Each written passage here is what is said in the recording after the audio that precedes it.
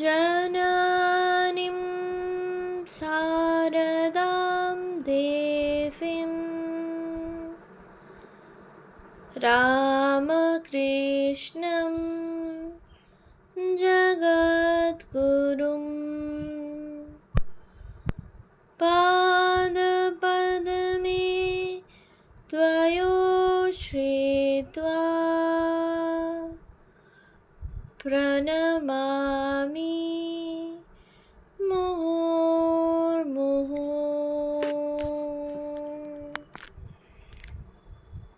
পূজনীয়া প্রব্রাজিকা মুক্তিপ্রাণা মাতাজির রচনা ভগিনী নিবেদিতা গ্রন্থ থেকে পাঠ, পৃষ্ঠা সংখ্যা 90। আত্মসমর্পণ।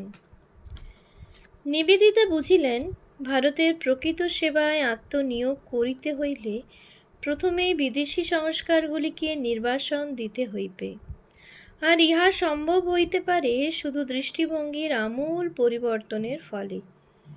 স্বামীজির ঐকান্তিক চেষ্টায় ও গভীর সূক্ষ্ম ব্যাখ্যায় নিবেদিতা ক্রমশ ভারতীয় ভাবগুলির মর্মার্থ গ্রহণ করিতে পারিলেন। এখন হইতে ভারতের প্রতি কার্য, প্রতি আচরণের পশ্চাতে যে গভীর তাৎপর্য আছে, তাহা তাহার নিকট ব্যক্ত হইতে লাগিল। স্বামীজির নিকট দিব্যদৃষ্টি লাভ করিয়া ভারতের অন্তরাত্মাকে তিনি চিনিলেন, ভালোবাসিলেন। ক্ষুরধার বুদ্ধি তো তাহার ছিলই, এখন হইতে তাহার সহিত যুক্ত হইল হৃদয়ের গভীর অনুরাগ। সমগ্র মন প্রাণ দিয়া নিবেদিতা স্বামীজির প্রতি কথা, প্রতি আচরণ অনুধাবন করিবার চেষ্টা করিতেন। কিন্তু বিশেষত্ব এই, তিনি স্বীয় ব্যক্তিত্ব বা স্বাতন্ত্র্য বিসর্জন দিয়া স্বামীজির অনুকরণ করিবার চেষ্টা করেন নাই।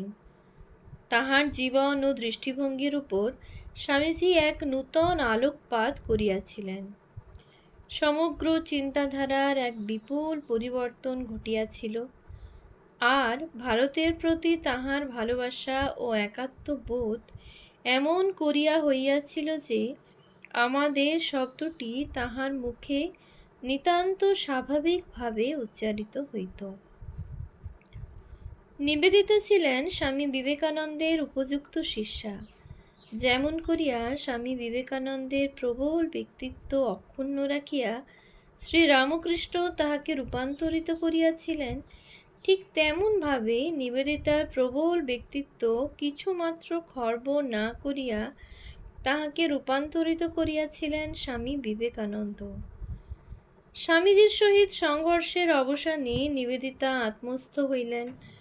স্বামীজি তাহাকে ত্যাগ করিয়াছেন মনে করিয়া ক্ষোভে অভিমানে যে নিবেদিতার হৃদয় বিদীর্ণ হইয়া গিয়াছিল, সেই নিবেদিতা যতই নিজেকে স্বামীজির কন্যারূপে ধারণা করিয়া অহমিকা বিসর্জনপূর্বক সর্বতোভাবে তাহার অনুবর্তিনী হইতে চেষ্টা করিলেন, ততই অনুভব করিলেন তাহার উপর স্বামীজির অগাধ বিশ্বাস ও স্নেহ। এই ভ্রমণকালে স্বামীজি একদিন বলিলেন, যদিও বহু সময় আমি তোমাদের মনের মতো কথা বলি না বা আমার কথার মধ্যে রাগ প্রকাশ পায়, তথাপি মনে রেখো, প্রেম ব্যতীত অন্য কিছু প্রচার করা আমার হৃদয়ের ভাব নয়। আমরা যে পরস্পরকে ভালোবাসি, শুধু এইটুকুই হৃদয়ঙ্গম করলেই এই সকল বিবাদের অবসান হবে। নিবেদিতার এই নবজীবনের সুর ধ্বনিত হইয়া উঠিয়াছে তাহার নিম্নলিখিত পত্রে। অনেক কিছুই শিখিতেছি, একটি নির্দিষ্ট অবস্থা আছে, তাহাকেই আখ্যা দেওয়া চলে আধ্যাত্মিকতা। এই আধ্যাত্মিকতা লাভ করা প্রয়োজন।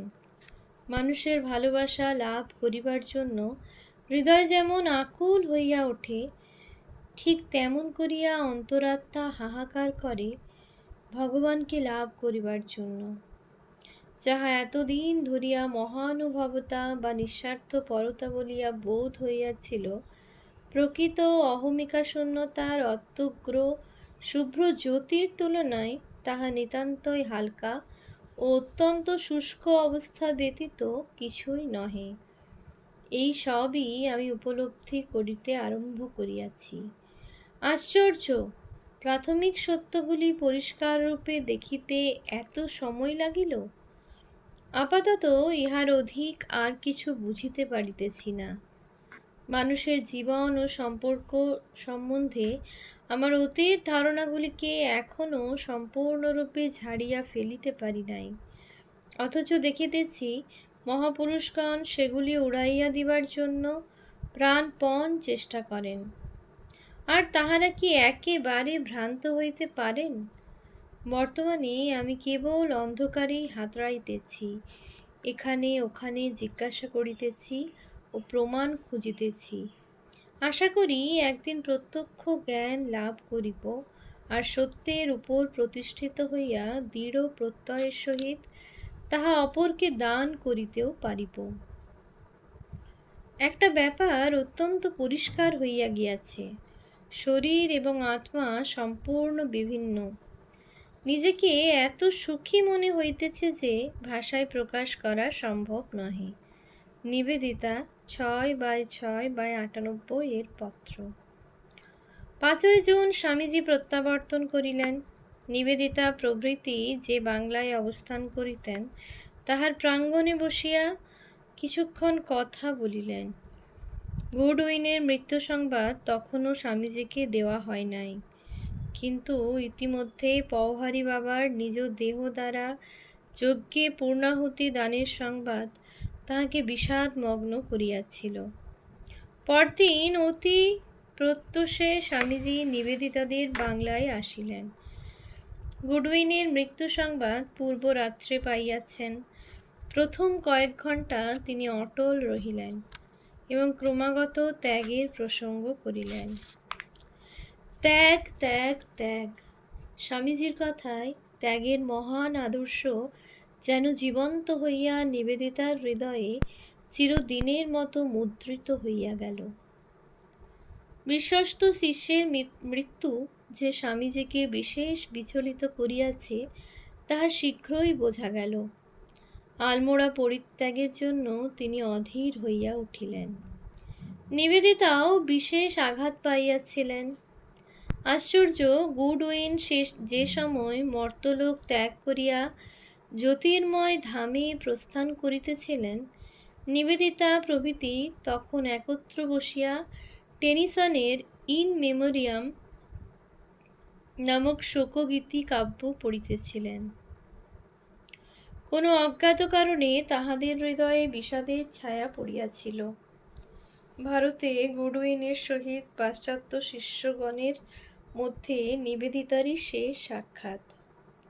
সেই সাক্ষাতের দিনে গুডউইনকে দেখিয়া তিনি কত আশ্বাস লাভ করিয়াছিলেন, তাহার স্মৃতির উদ্দেশ্যে নিবেদিতা পদ্যে কয়েকটি ছত্র রচনা করেন। সেই ছত্রগুলি স্বামীজি একটি ক্ষুদ্র কবিতায় পরিণত করেন এবং কবিতাটি তাহার শান্তি লাভ হোক, রিকুইয়েসেট ইন পেস এই নাম দিয়া গুডউইন জননীর নিকট পুত্রের স্মরণার্থে প্রেরিত হয়। নিবেদিতার কবিতাটির কিছুই রহিল না দেখিয়া তিনি যদি ক্ষুণ্ণ হন, এই আশঙ্কায় স্বামীজি বহুক্ষণ ধরিয়া আগ্রহ সহকারে বুঝাইতে লাগিলেন যে কেবল ছন্দ ও মাত্রা মিলাইয়া কবিতা রচনা অপেক্ষা কবিত্বপূর্ণভাবে অনুভব করা অনেক বড় জিনিস। 11ই জুন সকলের কাশ্মীর যাত্রা স্থির হইল। ইতিমধ্যে প্রবুদ্ধ ভারত সম্পাদক রাজম আয়ারের মৃত্যু হওয়ায় মাসিক পত্রখানি উঠিয়া গিয়াছিল। স্বামীজির তৃপ্তি সাধনে সদা তৎপর মিস্টার সেভিয়ার উহা আলমোড়া হইতে প্রকাশের ভার লইলেন। সম্পাদনার জন্য স্বামী স্বরূপানন্দ রহিয়া গেলেন। যাত্রার পূর্বদিন শেষবারের মতো নিবেদিতা তাহার নিকট গীতা অধ্যয়ন করিলেন। তাহার প্রিয় দেওদার বৃক্ষটির নিচে বসিয়া শেষবারের মতো ধ্যান করিলেন। মিস্টার সেভিয়ারের গৃহে সকলের চায়ের নিমন্ত্রণ ছিল, কিন্তু তিনি গেলেন না। আলমোড়ার নীরব গম্ভীর প্রাকৃতিক পরিবেশ তিনি সমগ্র মন প্রাণ দিয়া অনুভব করিতে লাগিলেন। এখানেই তাহার নবজীবন লাভ। প্রাচ্য সংস্কার ধীরে ধীরে জন্ম লইতে শুরু করিয়াছে। আলমোড়াতেই এক মহাপুরুষের দিব্য স্পর্শ তাহাকে আধ্যাত্মিক জীবনের রহস্যময় অনুভূতির সন্ধান দিয়েছে। কাশ্মীর উপত্যকা ও অমরনাথ। 11 জুন সকালবেলা সকলকে লইয়া স্বামীজি আলমোড়া পরিত্যাগ করিলেন। আবার কাঠগোদাম। পথের সৌন্দর্য অপরূপ। নিবিড় অরণ্যানী, গভীর নিস্তব্ধ রজনী, রাত্রি শেষে দীর্ঘ বৃক্ষগুলির ফাঁক দিয়া প্রভাতের আলো কাশিয়া পড়ে। সকলই সুন্দর। চলিতে চলিতে নিবেদিতা লক্ষ্য করেন চারিদিকে অসংখ্য জাতীয় ফার্ন, প্রিমরোজ ও ভায়োলেট জাতীয় পুষ্পের ছড়াছড়ি। গাছপালা নিরীক্ষণের প্রতি নিবেদিতার একটি সহজাত আকর্ষণ ছিল। বোধ হয় সেই জন্যই উত্তরকালে শ্রীযুক্ত বসুর কার্যে সহায়তা করা তাহার পক্ষে সহজ এবং প্রীতিকর হইয়াছিল। 12 জুন রবিবার অপরাহ্নে তাহারা ভীমতাল আসিয়া পৌঁছিলেন। একটি হ্রদ ও জলপ্রপাতের উপরিভাগে বিশ্রামের স্থান নির্দিষ্ট হইল। স্বামীজি এই নৈসর্গিক সৌন্দর্যের মাঝখানে বসিয়া রুদ্রস্তুতিটির আবৃত্তি ও অনুবাদ করিলেন। অসতো মা সদ্গময়া তমসো মা জ্যোতির্গময়া মৃত্যর্মা অমৃতঙ্গময়া আবিরাবির্মা এধি রুদ্র ইয়ত্তে দক্ষিণং মুখং তেন মাং পাহি নিত্যম।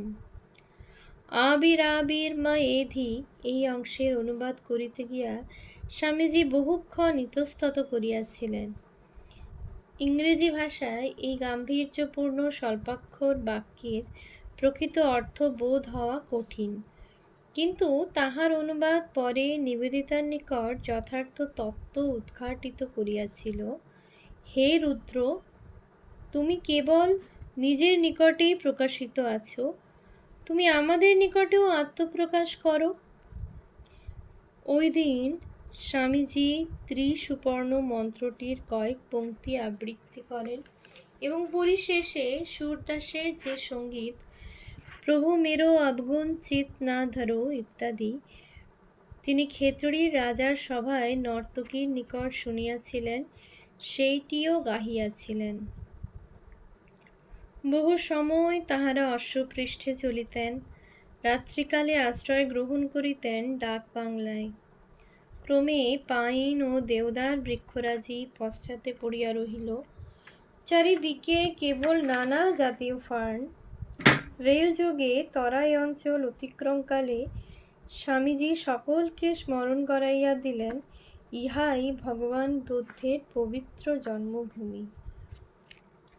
14 জুন তাহারা পাঞ্জাব প্রবেশ করিলেন, আর সঙ্গে সঙ্গে স্বামীজি শিখ গুরুগণের ভাবে অনুপ্রাণিত হইয়া বলিয়া উঠিলেন, ওয়াহা গুরু কি ফতহ।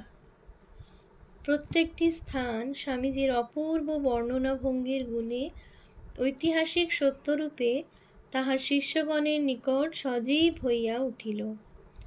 প্রাচীনকালে আর্যগণ ভারতে এই সিন্ধু নদ তীরে পাঞ্জাবেই প্রথম বাস করিয়াছিলেন। রাওয়ালপিন্ডি হইতে টাঙ্গা করিয়া সকলে 15 জুন মৌরি পৌঁছিলেন। 18 জুন পুনরায় রওনা হইয়া ডাকবাংলার ডুলাইয়ে বিশ্রাম করিলেন। এখানে স্রোতের বেগ ভীষণ। কোহালা হইতে বারমুল্লা পর্যন্ত সমগ্র পথটি একত্র গিরিসংকটের মধ্য দিয়া গিয়াছে। পালা করিয়া স্বামীজির সহিত একত্র যাইবার ব্যবস্থা হইয়াছিল। নিবেদিতা যেদিন ওই সুযোগ লাভ করিলেন, সেদিন স্বামীজি নিজের অতীত জীবনের প্রসঙ্গ ব্যতীত ব্রহ্মবিদ্যা, সেই একমেবাদ্বিতীয়ম তত্ত্বের সাক্ষাৎকার সম্বন্ধে আলোচনা করিলেন। সকল প্রসঙ্গের মধ্যে ঘৃণা অপেক্ষা প্রেম বলীয়ান, এই কথাটি নিবেদিতার চিত্ত স্পর্শ করিয়াছিল।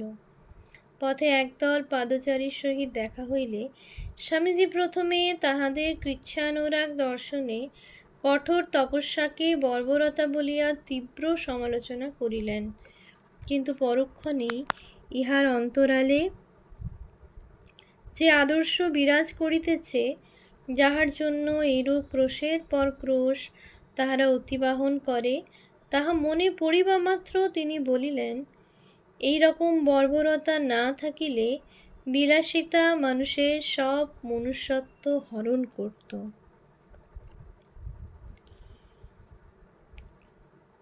ওম শান্তি শান্তি শান্তি। হরিঃ ওম তৎসৎ। শ্রীরামকৃষ্ণার্পণমস্তু।